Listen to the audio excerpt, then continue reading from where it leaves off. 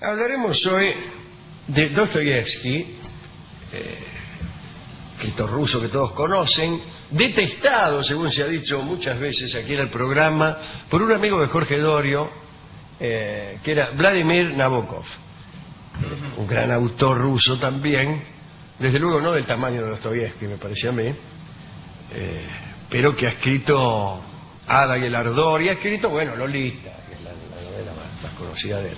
Pero Nabokov fue exiliado ruso, vivió en los Estados Unidos y allí fue profesor de literatura y al menos una vez por semana calumniaba a Dostoyevsky.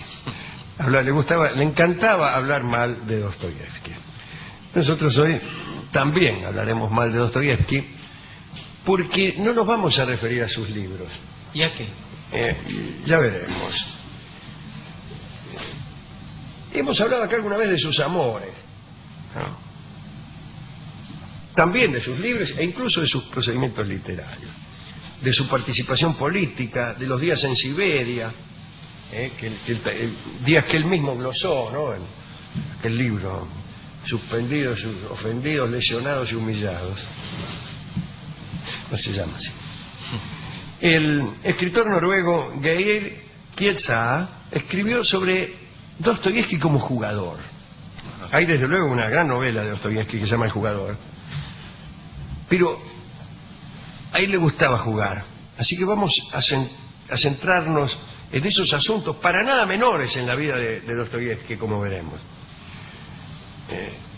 Dostoyevsky tuvo dos esposas. La primera se llamaba María y murió joven. La segunda, Ana, fue aquella secretaria que contrató para poder ordenarse un poco y tratar de responder a los plazos de sus editores, que solían darle plazos exiguos. ¿Por qué? Ya lo vamos a explicar. En medio de estos dos matrimonios, ¿no? con María y con Ana, amó a una muchacha conocida como Polina. No Dolina, Polina. Alejandro Polina. Esta chica, Polina, y Ana, la segunda esposa, dejaron muchos escritos y notas llenas de quejas y preocupación por el desenfreno que tenía Dostoyevsky cuando jugaba. Algunos dicen que jugaba para salir de pobre, situación de la que parecía no poder salir nunca, siempre fue pobre Dostoyevsky. Cuentan que los contratos literarios eran tan desesperados que si Dostoyevsky no los cumplía, los editores quedaban dueños de toda la obra futura. Le incluían los editores unas cláusulas de esa naturaleza, aprovechando que el tipo contraía deudas y estaba tan desesperado por pagarlas que por un anticipo arreglaba cualquier cosa. Y Dostoyevsky escribía a toda velocidad para impedir que estos tratos funestos no hicieran que toda su obra escrita, o mejor dicho, su obra no escrita, le resultara ya ajena. Imagínense. Quedar imposibilitado de vender la obra futura incluso, ¿no? Bueno, pero siempre conseguía llegar a tiempo, pero ganaba poco porque le pagaban poco. Pero otros biógrafos más románticos dicen que en realidad el deseo de ganar en la ruleta era secundario. Él sentía que había un desafío casi pascaliano, en el sentido de la apuesta de Pascal, ¿recuerda? Eternos enfrentamientos con el azar o con Dios mismo, que para él eran la misma cosa, quizá, Dios y el azar. Dicen que allá por 1863, ya exiliado de Rusia, empezó a jugar con método. Fue en el casino de Wiesbaden. Parece que empezó a estudiar tendencias, la revista Tendencias, creyó en correlatividades entre un tiro y otro de la ruleta, creyó también en todos los manuales que enseñaban a los jugadores el mejor modo de reventar a la banca mediante sistemas infalibles. Solía decir que había firmado un contrato con el destino y que gracias a eso, más tarde o más temprano, la perseverancia daría sus frutos. Pero este fue un grave error que le hizo padecer terribles indignidades. Algunos dicen que solo cuando se quedaba sin un peso y muy endeudado se ponía a escribir, y siempre por la noche. La imposibilidad de cualquier actividad lúdica o burguesa por falta de guita era lo que lo instalaba en su escritorio. Parece que lo echaban de los hoteles, parece que mendigaba, andaba jeteando guita por todos lados. Nunca trabajaba mejor que cuando lo perdía todo. Durante su permanencia vecina al castillo de Wiesbaden, empezó a escribir Crimen y Castigo. Cobraba a veces anticipos, como hemos dicho, pero se los gastaba en el casino o en pagar deudas. A veces, sin un centavo, iba al casino nada más que a adivinar, a jugar de ojo, ¿no? Y podía vérselo festejar como loco a ciertos íntimos e inoperantes, y dicen que le gustaba el 5. El cronista dice también que el amor por su amante Polina pasó a importarle poco. La muchacha no se sometió a ninguna espera, no lo esperó. Mientras Fyodor meditaba acerca de su sistema de frecuencias rojinegras, ella se fue con un estudiante español de medicina llamado Salvador, digo yo, ejerciendo el arte de la prolijidad. Otro de los casinos visitados por Dostoyevsky fue el de Baden-Baden y el de Bad Homburg. Algunos jugadores legendarios como Tomás García y el maltés Vincenzo Bulleja habían convertido aquella ciudad, Baden-Baden, la capital del escolazo. Probablemente, comparado con esos grandes jugadores, Dostoyevsky tenía un juego más bien miserable, jugaba chaucha.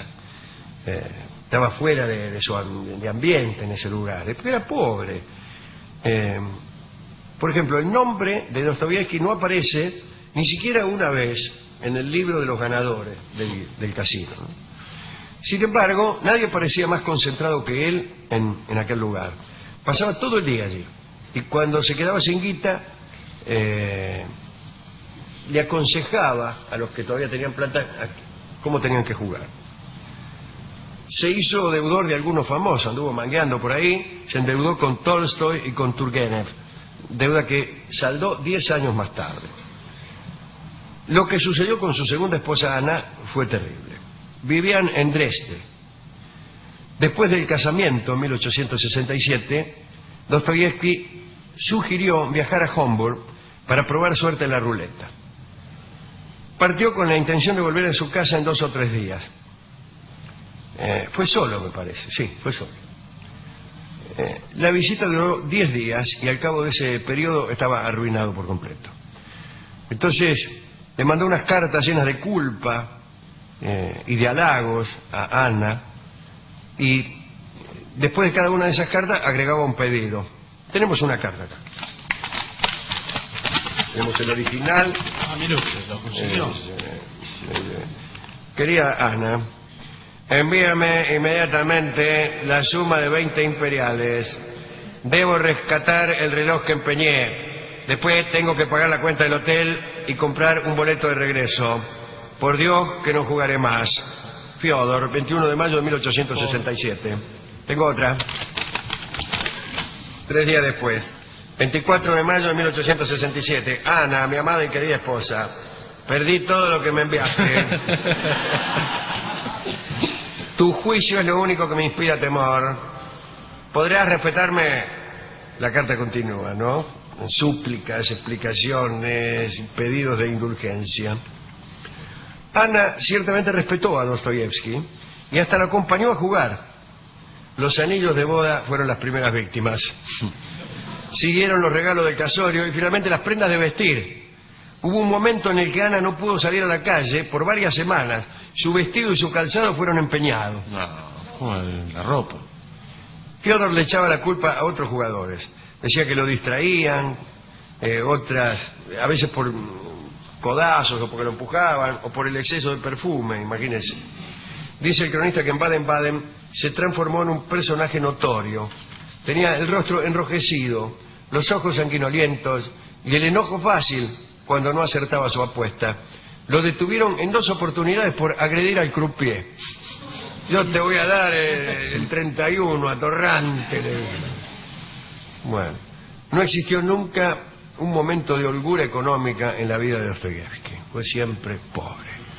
Aparecían pagos, adelantos, contratos pobres que se diluían siempre en Baden-Baden, en Homburg o en Wiesbaden. Fyodor y Ana hacían permanentes viajes de un prestamista a otro. Dostoyevsky jugó siempre, salvo en los últimos años de su vida, y puede decirse que no jugó por circunstancias ajenas a su voluntad. En el año 1873, estas son las razones, ¿no? En el año 1873 fueron clausuradas todas las salas de juego de Alemania y se reabrieron solamente cuando Hitler asumió el poder. En absoluto fueron esos los años más inspirados de Dostoyevsky, o aquellos en que no jugó. Dostoyevsky escribió casi todo lo que conocemos en medio de la desesperación, de la deuda, de la angustia, de los cálculos y del apuro. Así que esto es lo que queríamos contar hoy de el amigo Fyodor Dostoyevsky. Hemos ido a la discoteca, nos atendió el discotecario, le hablamos de Dostoyevsky y me dice, claro que sí, el que combatió la tuberculosis. No, señor. ¿Qué? Muy bien. Y después de contar historias de sus aventuras en la lotería familiar, en cosas así, nos dio este disco muy pertinente. Se llama Por culpa del escolazo. Bueno, Que fue compuesto evidentemente pensando en Dostoyevsky. sí, no sé si es tan evidente. Sí, yo pero- me imagino. Dostoyevsky siempre fue un tema central en el tango. ¿Sí? ¿Qué tangos hay de Dostoyevsky?